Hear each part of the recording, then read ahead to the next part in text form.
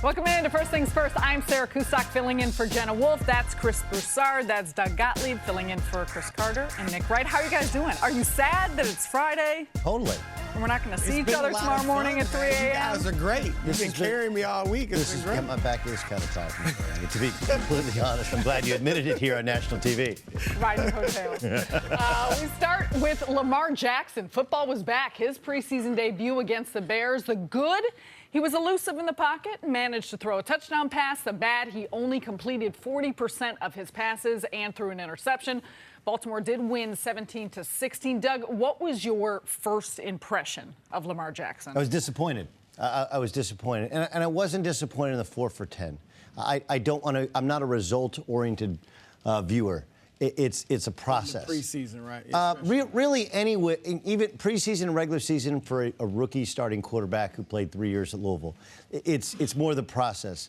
We know he's a great athlete. The questions are, is he a great quarterback? Or has he evolved, or has he begun the process of evolution as from a college quarterback to a pro quarterback? And again, only one game in, I think the answer is no. Look, I thought the Ravens did a really smart thing. They run a bootleg first time he touches the football to get him outside the pocket, to show his athleticism, to kind of get his juice going.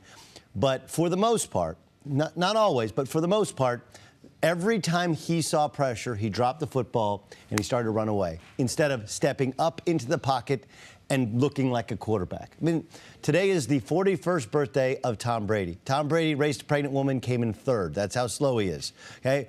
But Lamar Jackson, who's a much more adept athlete, is not nearly as athletic within the pocket. He gets back there, he sees pressure, and all of a sudden he goes and runs. And even when he does throw the ball on the move or steps up in the pocket, his footwork then isn't driving the football. It doesn't look like there's been much refinement at all from the college quarterback to the young pro quarterback. It's really early, but I was disappointed. I would have thought I'd seen more, especially considering some had raved about his training camp performance. I wasn't disappointed. I mean, look, it's 2 weeks into training camp. He's still literally looking in the mirror and practicing his play calls in the huddle. That's how raw this guy is. What I did see is I think he's a quarterback. He's not a wide receiver like a lot of people have said. Right now, he's a quarterback. And, you know, as you said, his instinct is to run. The first 3 times he touched the ball, he ran. One, as you said, was called a bootleg. The other next 2 plays, he ran as well. He did get a first down, but he settled down as the game went on, and obviously he threw the ball more. Not that well, but you could see he's got really good arm strength.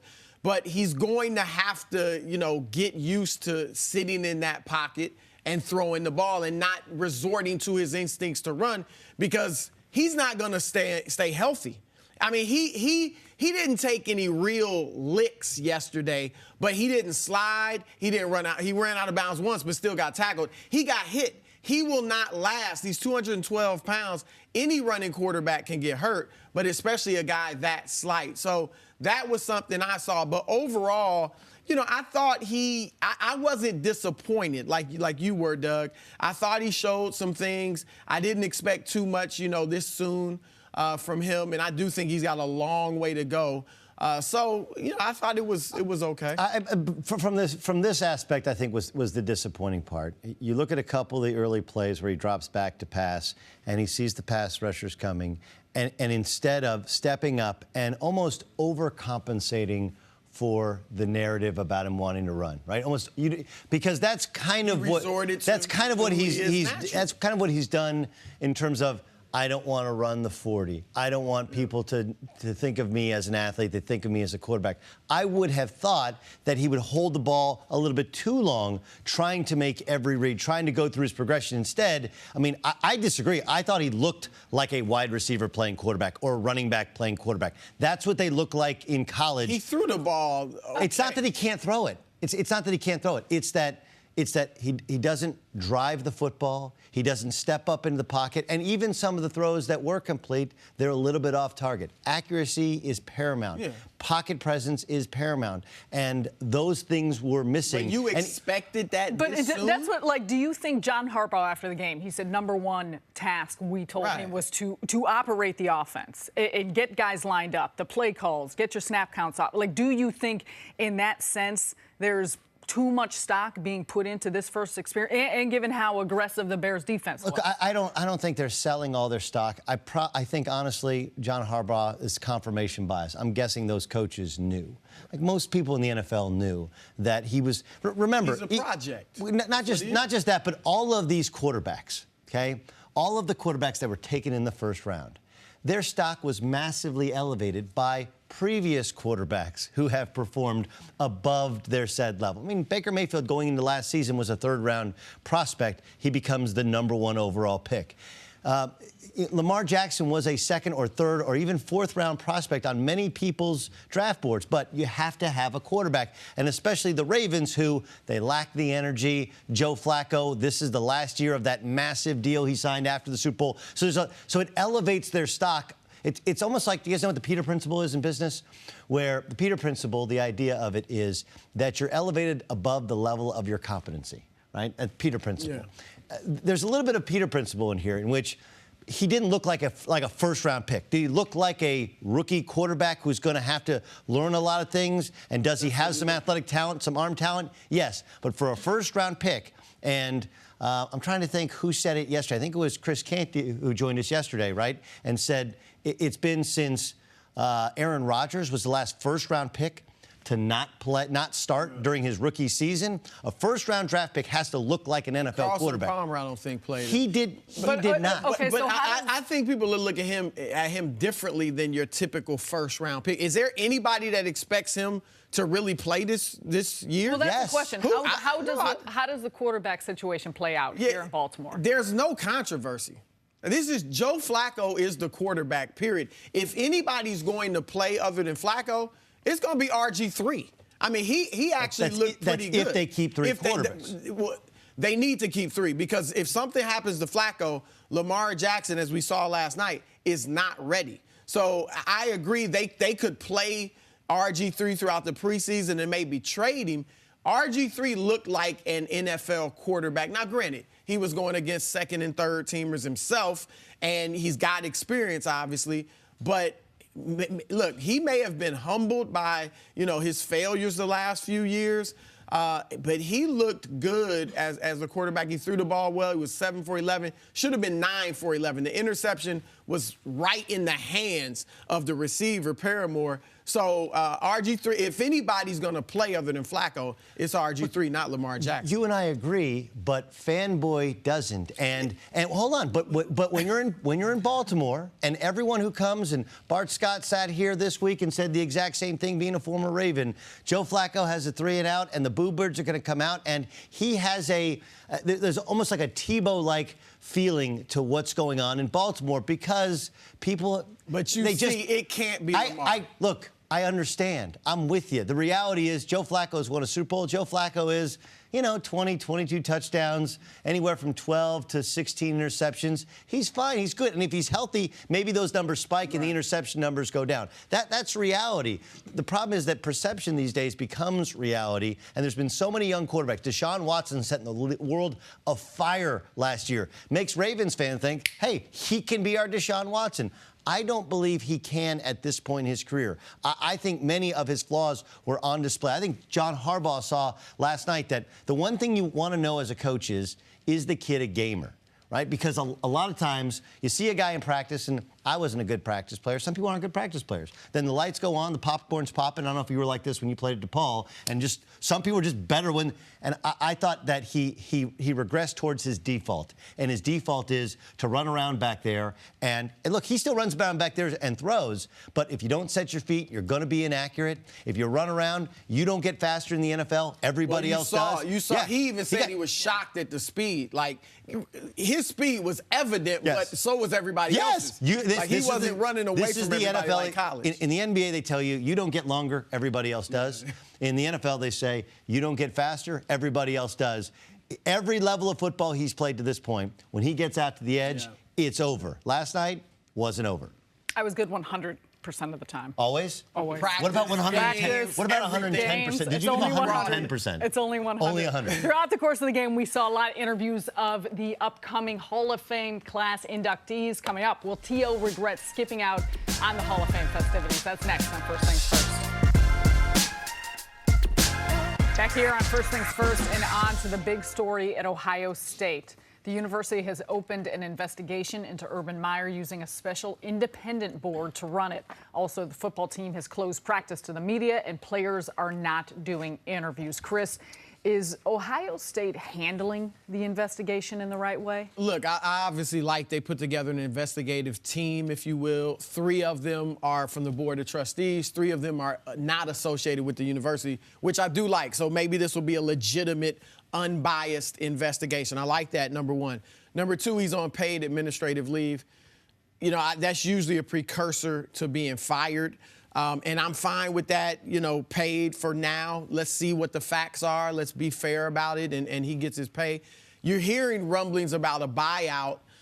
If he violated his contract, violated Title IX, obviously overlooked, you know, repeated domestic violence, then I don't see why there should be a buyout. I understand that's how it works a lot of times.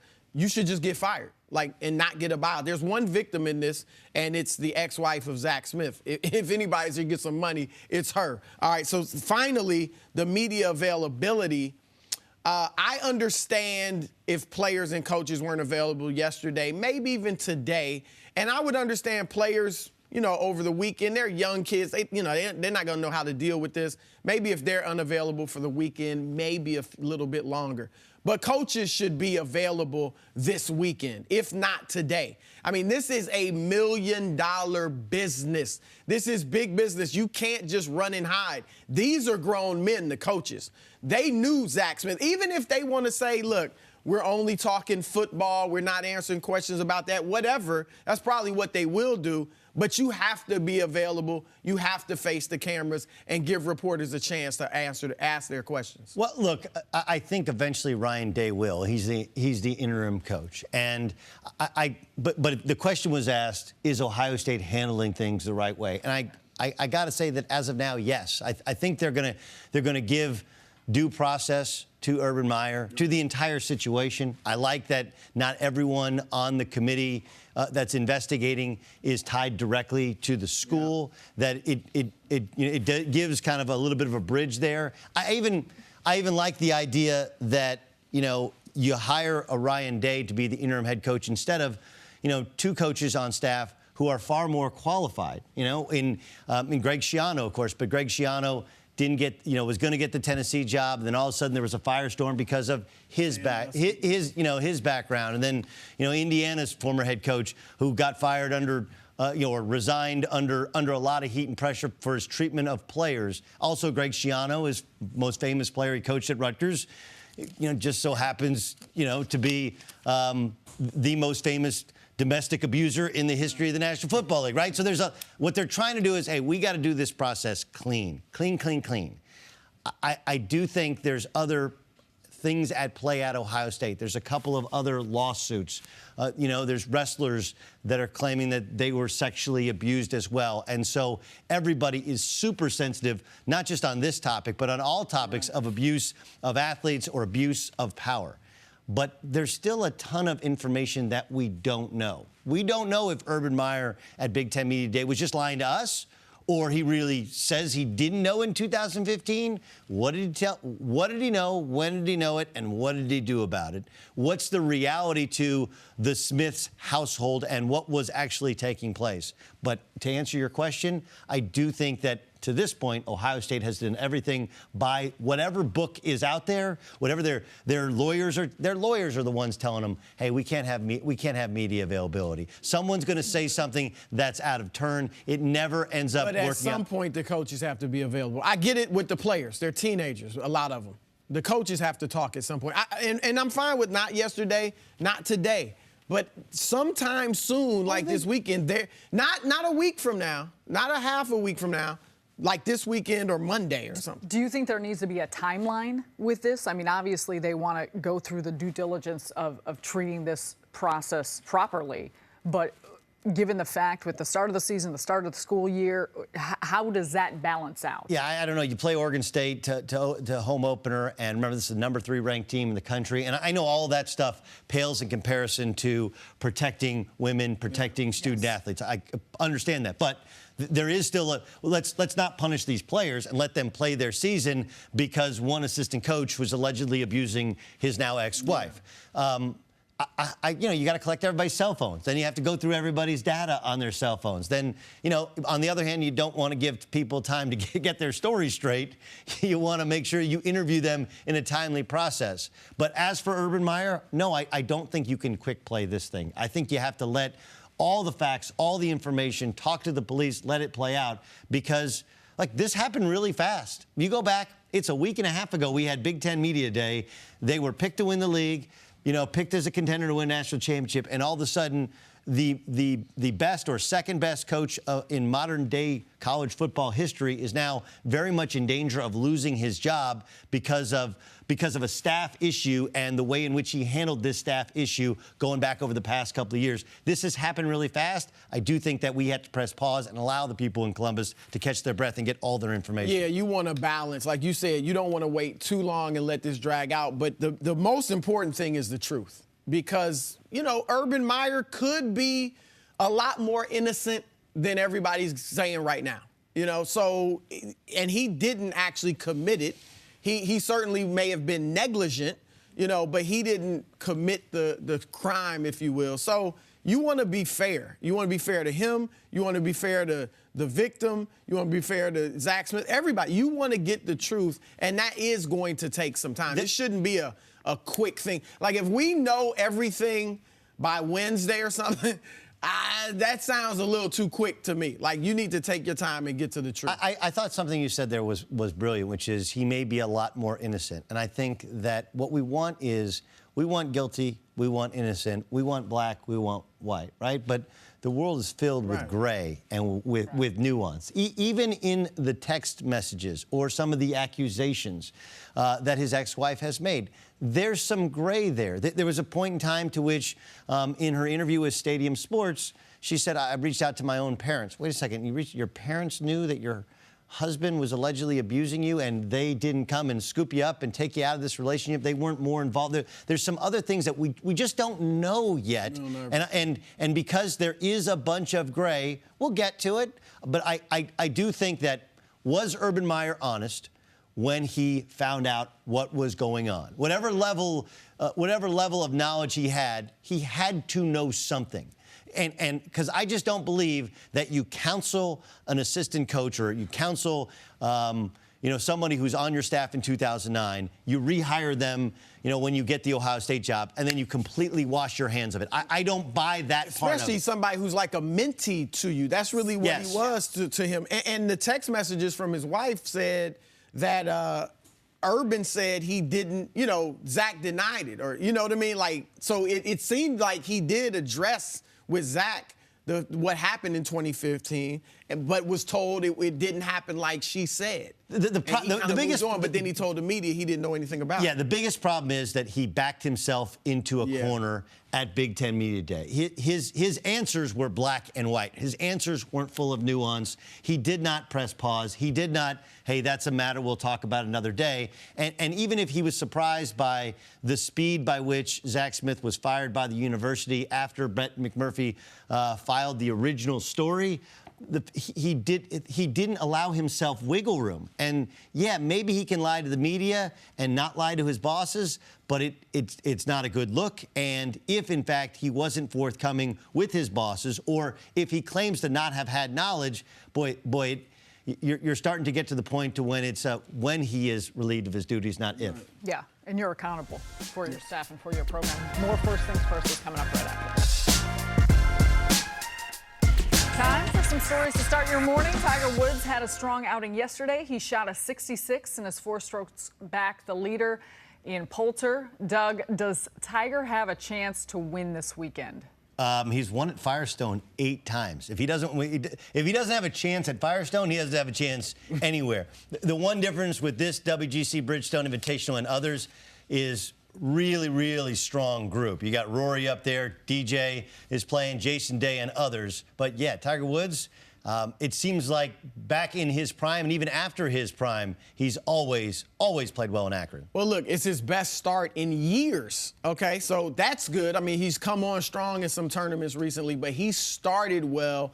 The bad news is that so did everybody else. He's tied for 14th, but he's certainly in the hunt.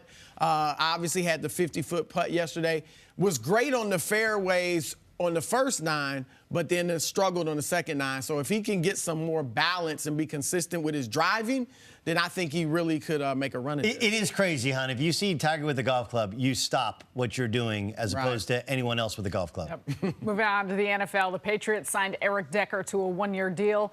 New England has a hole at wide receiver with Julian Edelman missing 4 games, Brandon Cooks and Danny Amendola leaving in the offseason, and Jordan Matthews heading to the IR. Chris, how much can Eric Decker help the Patriots? Oh, he can help them a lot. I think he's going to be very productive. He's a legitimately good receiver. He's not a number 1 by any stretch of the imagination, but he's a good 2 or 3 receiver. Great point. And Bill Belichick makes guys better. I think he's better than Chris Hogan, and Chris Hogan has been productive there. So I think Decker is going to be very good for them. I think this was a good pickup. Raise your hand if you knew that he was a Tennessee Titan last year. I mean, I knew. There's no hands raised. Like that's what it's like. But yeah, like why are they showing Eric Decker footage? Why are they talking about Eric Decker and they have Tennessee Titan footage? Like he was actually their second leading wide receiver. That's one of those things that unless obviously fantasy football people knew and maybe at some point you picked him up because of injury. I'm intrigued by this. I've told you that what NFL people will tell you is this: there is no better team in the history of the NFL at picking up somebody off the waiver wire, picking up somebody off the street, and all of a sudden putting them into a specific role and having success. Eric Decker is just that guy.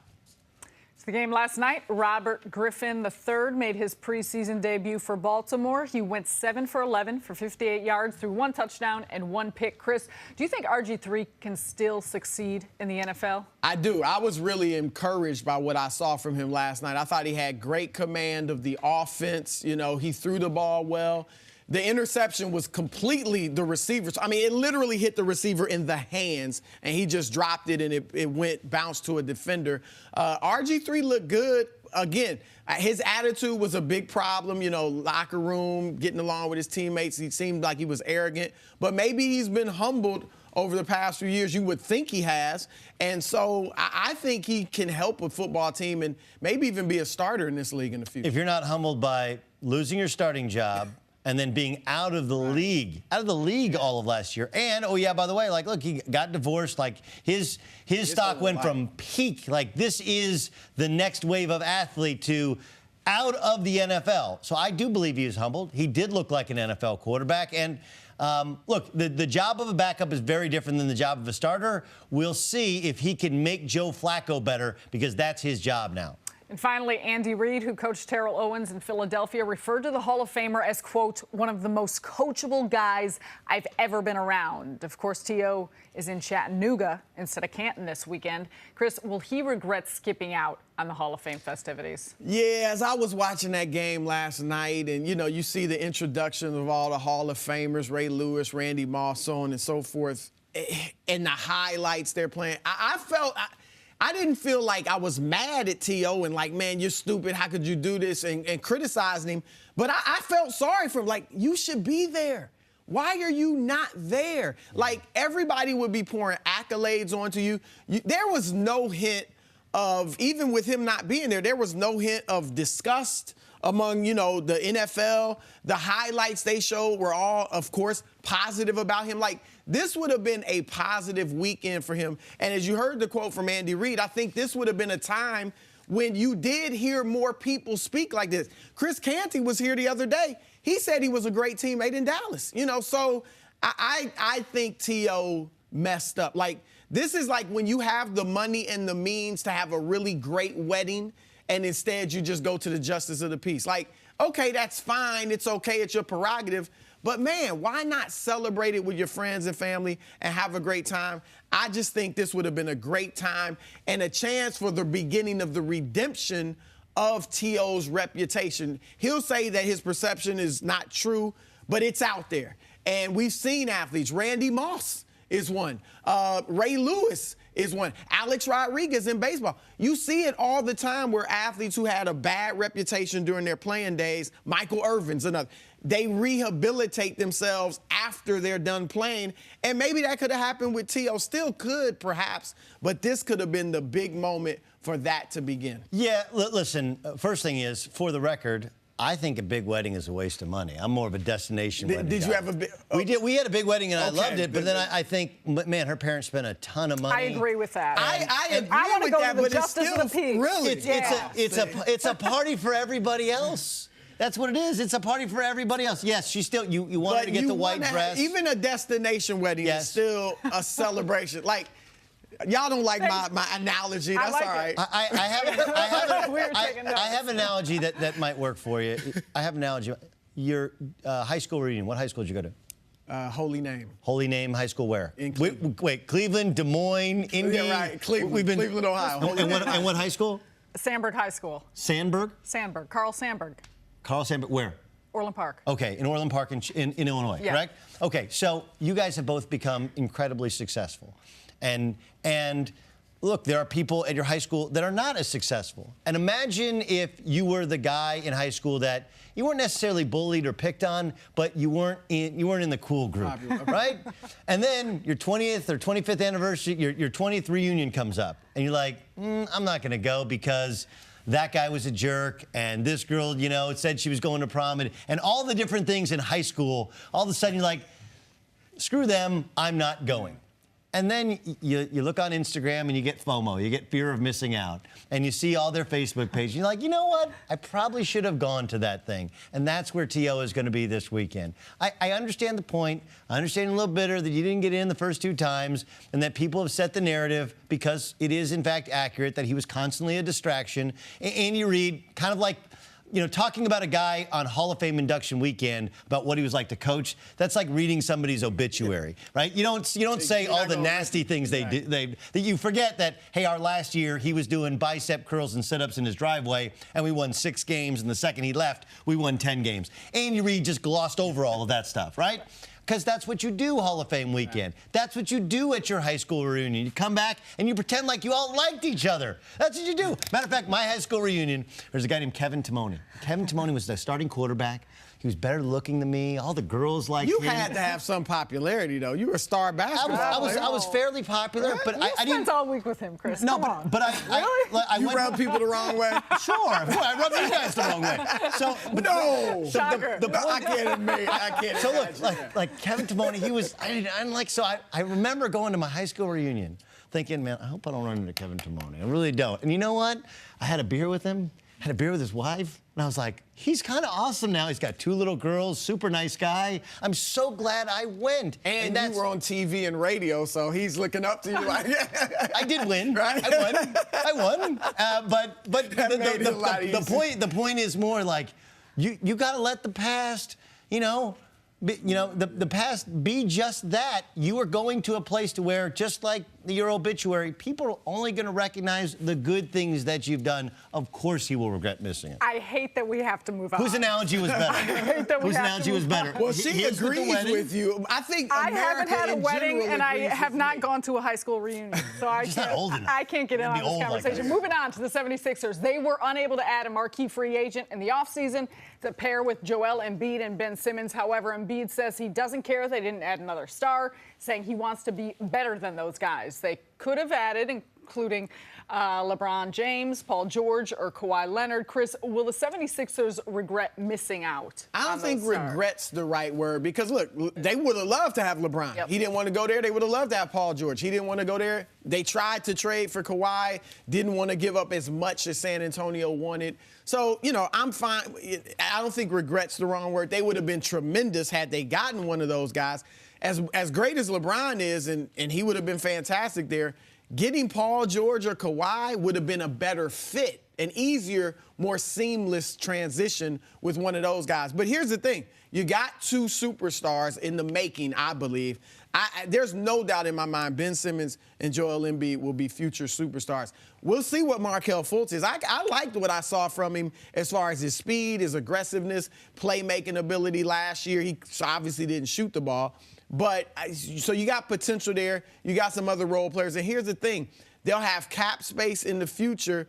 And any free agent that's serious about winning has to at least consider them, including Kawhi. Like, if I'm Kawhi Leonard, I'm considering them. I know he wants to go to L.A., but you at least look. What about Jimmy Butler? You know, Klay Thompson. I mean, if he wants to be a free agent and leave Golden State, like, he would be perfect in Philadelphia. You got a pass-first point guard, a tremendous big man.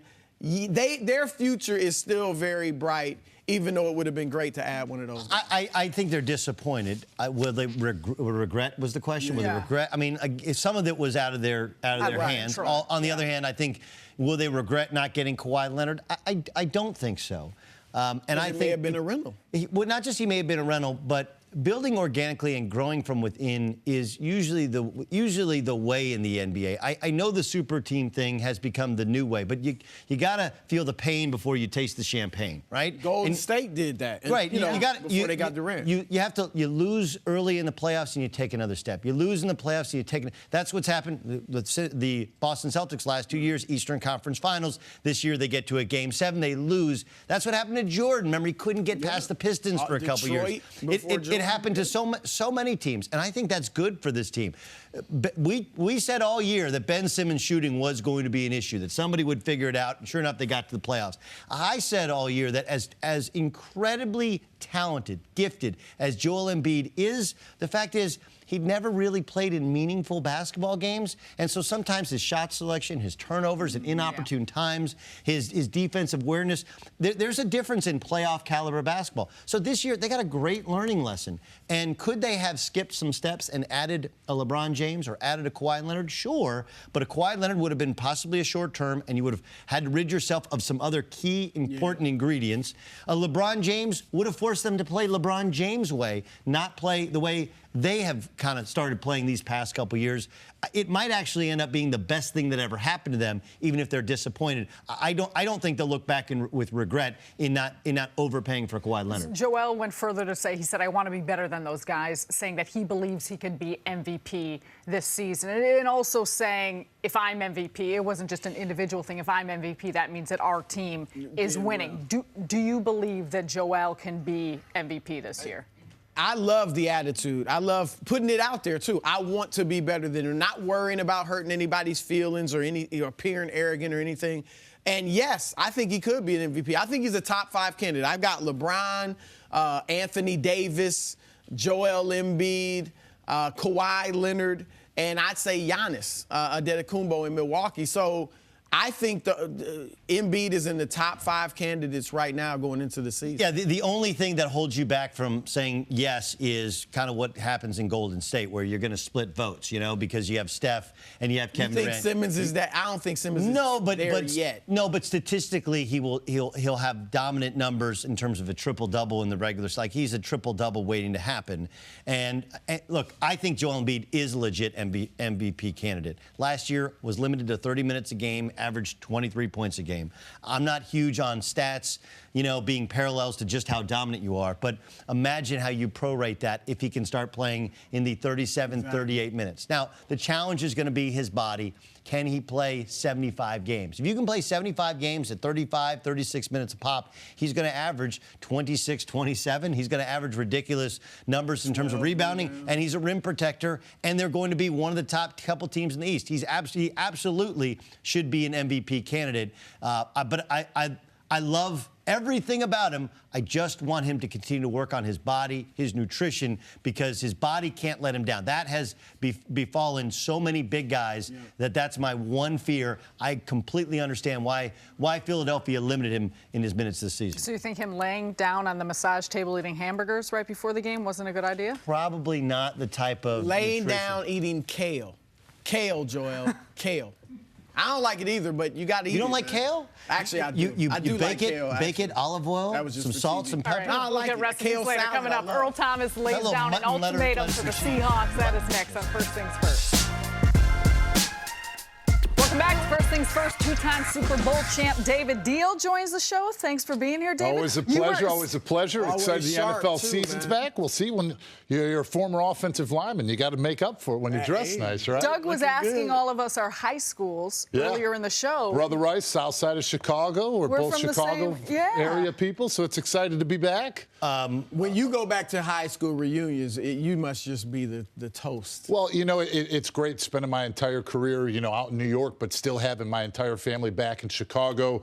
You know, obviously it's great to go back and see everybody, but we're still all close. And, you know, you think about my brothers going to the same high school. The head coach there now is my best friend's older brother who played with my brother. So there's still that connection, but it's always great. Okay, so the question becomes, you haven't yet hit your 20th reunion, right? Not yet. Okay, so are you going to go? Yeah, of course I'll go. Right, that's like... I'm not big time. Of course I'm going to go there. Isn't that T.O.? Why T.O. should go to the Pro Football Hall of Fame? You understand his point of why he's doing it, to go back and spend time with his family. But you got to think, you're going into the Pro Football Hall of Fame, and you're getting enshrined with the greatest of all time. And you think about the opportunity to have a gold jacket and walk past those players that you watched as a fan, that you wanted to emulate as a kid, and you will never have the chance to duplicate that feeling ever again. So for that instance, you have to be there. But for T.O., you knew he was going to do something on his own. You knew he would do it in his own personal decision. And it's just unfortunate by him choosing to do it this way. Those people who doubted him, he proved them right. Yeah. All right, well, we're going to move on and talk a little bit about the Seahawks. They have mostly moved on from the Legion of Boom. Cam Chancellor isn't playing this season. Richard Sherman plays for the 49ers. And Earl Thomas hasn't shown up to training camp. Thomas made his intentions clear in an article in the Players Tribune saying, offer me an extension or trade me to a team that wants me to be a part of their future. If they want to start over and rebuild, that's their right. All I ask, though, is that if that's the case and they don't want me anymore, just please trade me to an organization that does. David, how should the Seahawks proceed with Earl Thomas? Well, you have to look at it in two ways, and we'll start off with the Seahawks organization. When they rewarded him in 2015 with the 4-year extension for $40 million, that was ahead of the market grade. When you sign that early, you know the salary cap's going to go up. You know people at your position are going to go up. So you know that there's going to be change in the market, and you're not going to be getting paid as much as everybody else. Also, look at the rebuilding of the Seattle Seahawks. There's no more Legion of Boom anymore. Right. There's no more Michael Bennett. Right now, you're looking at a leader in Russell Wilson on one side and Bobby Wagner on the other side that are really taking the reins and taking over this football team. So you think about those aspects, and you think about what they're trying to do in changing the culture. So they continue to grow. They're continuing to move different parts around. And when it comes down to it, we know that they're not a better football team without Earl Thomas on the football field. We know that when he's out on the field and they can play cover one and he can chase things down from sideline to sideline and be that presence in the run game, it completely changes the dynamic of their team. The problem for me is I love Earl Thomas. I love him as a player. He just approached this the wrong way. I understand that you say, which a lot of people say when it comes to this, it's not personal, it's business. But when you're a professional athlete selling out for your organization year in and year out, playing hurt, doing all those things, when it comes to the end of the year and they're looking at your production, they're not looking at, well, he played hurt in this game, he played hurt in this game. All they're looking at is a number. So when he goes out and he does all these things, it is personal. You are fully invested emotionally, physically, mentally, all to that football team. But at the same time, there's a way to approach it. Don't go up to Jason Garrett after a game in the locker room and tell him to trade for me. Come on. Don't call out Bobby Wagner for playing hurt at the end of the season. And when you sit here and saying that the Seahawks organization in his article have to honor your contract, you're the one not honoring the contract by not showing up to camp. Well, I'm with you. You said change the culture. And you're right. Legion of Boom is gone. Yes. It is kind of a new team. I mean, even though you still have Wilson and Wagner and the guys like that, Earl Thomas is a part of that old regime, and even a part of that old regime that always questioned authority, even as they were winning, and may be tiring of Pete Carroll and the way he does things, may even be resentful from what happened in the Super Bowl a few years ago at the goal line. Run the football. Right. So I think they need to trade him. Now, the challenge is we talked off the set. The challenge is you got to trade him to somebody that's also willing to give him a long-term contract. And so they don't want to inherit your problem that you have right now. But there are teams out there. I mean, I'd love him in Dallas. We're talking about the Giants maybe needing some help at free safety. Or at safety. I don't know if they want him long-term, but he'd be a great fit there. So I would look to trade him, maybe beef up the offensive line. I think they're becoming better on the offensive end. Yep. So I would look to trade him for offensive line help or maybe a draft. Again, I couldn't agree with you more in terms of the way. It's not what you say, it's how you say it, right? That's what your parents told us. It's not what you do, it's how you do it. And the Seahawks are going to do him no favors and trying to find the best landing spot for him. Yeah, they got to trade him to somebody who's willing, for a 29-year-old who's dynamic, but to give him a new contract. There's a limited number of teams, especially now when teams are already in camp and they're going to convince themselves, you know what, we'll be okay. We don't need to move mountains for an Earl Thomas. Especially because of the Dallas situation. Yeah. And then you go to Players Tribune and you write a piece. Even if you thought, hey, listen, I just want people to understand my perspective, where I'm coming from, you are sharing personal, family, team business with the public. Yeah. You're out in the Seattle Seahawks. You're calling them cheap. You're essentially saying they're disloyal. Even if you got your facts completely crossed, the fact is that by going into Dallas's locker room and telling Jason Garrett to come get me, by going and doing this Players Tribune piece, he's done more damage than he has done good for himself in the perception game within the confines of the front office for the Seattle Seahawks. No question. What does he do now? Now I think he's going to have to stick true to his word. He's going to have to hold out, because you can't put out a statement like this, have a full article written about it, and then all of a sudden you turn to the page and then you're going to cross the picket line. He's got to stick true to his word now and see what's going to take place. The thing that you really think about also is that even with everything taking place, who was to say that the Seahawks weren't going to get a deal done? Who's to say that they couldn't work something out for the next 2 seasons to get bonus and incentives based upon his performance and play? You don't know that. But for the fact, for all this taking place, and it's taking the light of who he is as a football player and turning him into, oh, well, he's another greedy athlete. He just wants more money. That's not him as a person, but the perception of the way that he's handled it has turned it into that. The one thing that is, I think, a little bit of an irritant to those of us who aren't NFL players is it's disingenuous when players go with what their salary is for the season. As you pointed out, not only was it above market value, but it was a front-loaded contract. Oh, yeah. You get a big guaranteed signing bonus. I want it all up front now, right? And now now I want a new contract before the contract is up. Wait, on one hand, NFL players are telling us we want guaranteed contracts. We want our guaranteed money locked in and set. And the Seattle Seahawks sitting there go, wait, we gave you the money up front. We guaranteed your deal. We didn't cut you before your contract was up. We're willing to fulfill our end of the bargain, and you're not. I do think, to those of us who really pay attention to it and don't look at the yearly average instead of the yearly average for the entirety of the contract, which is really how you spread out the deal, I just think it's a disingenuous way of telling us you're underpaid when the truth is, you were probably overpaid if you want to play that game the first 2 years of the deal. All right, David, we're going to have you stick around and get to the game last night. Coming up, did Lamar Jackson do anything to clear up the quarterback battle in Baltimore? That is next on First Things First. Let's move on to Lamar Jackson, who had his preseason debut last night against the Bears. The good, he was elusive in the pocket and managed to throw a touchdown pass. The bad, he only completed 40% of his passes and threw an interception. David, what was your first impression of Lamar Jackson? Well, considering the fact that either it's their first preseason game of 4, or like for them, it's their first of 5, you're going in with a vanilla game plan. You want to go in with something basic that now all of a sudden the quarterback, the offense, or the defense can go out there and they don't have a coach yelling in their ear while they're in the huddle trying to direct everybody.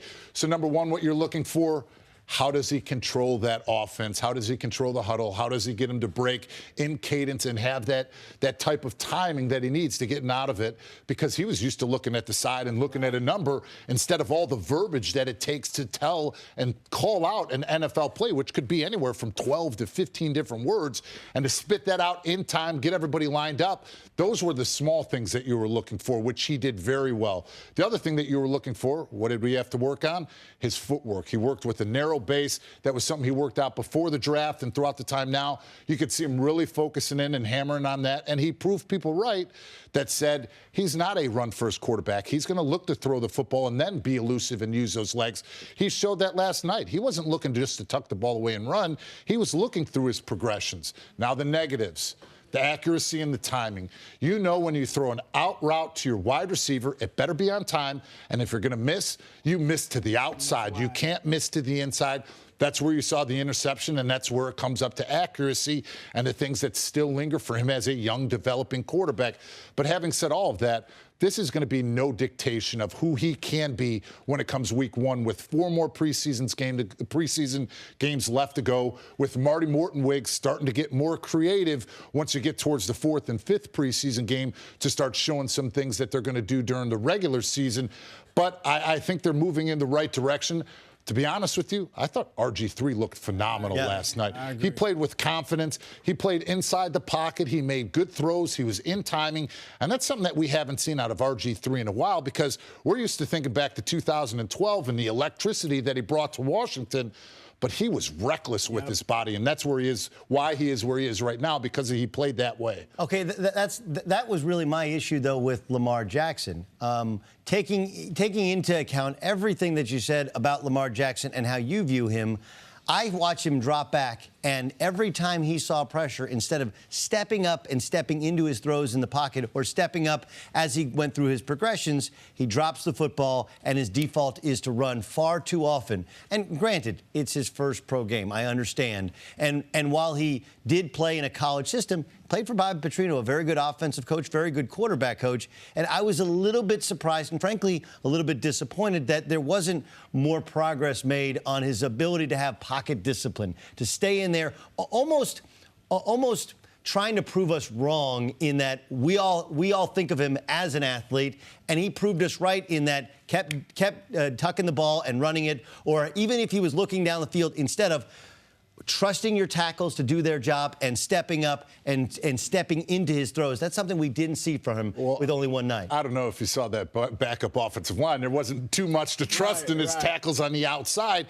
But the thing that you love about what Lamar Jackson brings to a football team is that he forces defenses to play 11-on-11 football. When you can run that inside zone read and hold the backside defensive end, when you can get a defensive coordinator to have to hold a rusher to play spy and play on that quarterback for him to break contain, you get an extra guy off of a wide receiver. You get an extra guy off of a running back. And for me, playing offensive tackle for 11 seasons in the NFL, do you think defenses were concerned about Eli Manning breaking the pocket and running with it? No, they were worried about getting that pressure and getting to him in the pocket. So when you have a quarterback like this that does that to a defense, it puts a lot of coordinators in a bind, because what do you have to do? You have to blitz. You have to take care of every single gap. And when you do that, you're setting yourself up for either a big play or a home run for the offense. You mentioned week 1. We know Flacco's going to start, and he should. But I kind of view Lamar as a project. Yeah. But you sound like you think he could be ready a lot sooner. How soon do you think he actually be ready to play or start in an NFL game? I don't think he's going to start this season. I think that they're going to play it out and see how Joe Flacco plays, but he's definitely going to have a pitch count. You know, Marty Mortonwig has been very creative. Michael Vick, Donovan McNabb, Jeff Garcia, Steve Young. He's been around all those guys. The offensive assistant, Greg Roman, was the offensive coordinator for Colin Kaepernick in San Francisco. So they're going to find ways to get him onto the field, not only just as a quarterback, but also we've heard that they've had him and Flacco on the field at the same time. Can you imagine running a jet sweep and having him being able to use his ability in space, not only to either run it, but to also throw it out of that? And like I said, that deception, that ability just makes that split-second hesitation for the defense that much more valuable for an offense. The RG3 thing is really interesting because I think we all saw it. Now, he should look refined. I know he didn't play football for a year, but he has a ton of credit hours in the National Football League as a starter. Even going to Cleveland, he did get a chance to start for the Cleveland Browns. Keeping 3 quarterbacks. How often is that done when you have a project now? You have a guy, but you're going to use Lamar Jackson Do you keep 3? RG3 plays well enough to where you're like, he should be on a team, but is the Ravens the team that he ends up on? And that is the biggest question, because all of this is surrounding around Joe Flacco's play, which we are not going to be able to see until the regular season. And that's why it's going to put the Baltimore Ravens in a tough situation, because we know Lamar Jackson is the future of the organization. We're still not unsure if RG3 is going to be a part of it, and the decision is still made to be met with Joe Flacco on whether they're going to keep him or try to trade him. So that's where it's a tough situation, and it puts him in a bind, because let's say you do go out there with Joe Flacco. He doesn't play well, and now you're going to want to try to switch to Lamar Jackson or RG3. Are you going to be able to take away another spot in another position, whether it is offensive line, whether it is another wide receiver or running back or a pass rusher? Because when you do take that roster spot and it's not granted to a practice squad guy, you're going to be slim in another department on your team. See, I think if it's not Flacco, like you said, if he plays poorly through the first 5 or 6 weeks and they want to make a change, I think you go to RG3. Like, I'm with you. I don't think Jackson will be ready yet. No. So it's a tricky situation, because RG3 is 28. He's still, I mean, with all his talent, you know, it's too soon to give up on him. So this is really going to be interesting with those two, I think. What more do you want to see out of Lamar Jackson throughout the rest of this preseason? Once again, we're going to see his developmental, just continue to grow. Timing in and out of the huddle at more times. The other thing, you know that they're going to run RPOs, run pass options, and you want to see him really take control and have that leadership of that group. I know for me, as a 5th-round draft pick, not having a spotlight on me like Lamar Jackson, how difficult it was to come into the preseason game, not because it's your only game, but when you're coming out of college, you're used to rolling right out of the locker room, playing the first half, leading.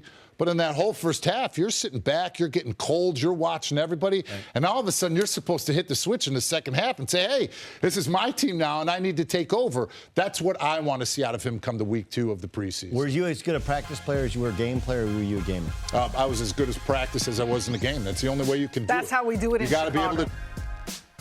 Thank you for listening to the First Things First podcast. Remember, leave us a review and tell us what you think. Subscribe to the podcast on Apple Podcasts and catch us on FS1 Monday through Friday, 6:30 a.m. Eastern. For Cris Carter and Nick Wright, I'm Jenna Wolfe. So long, everybody.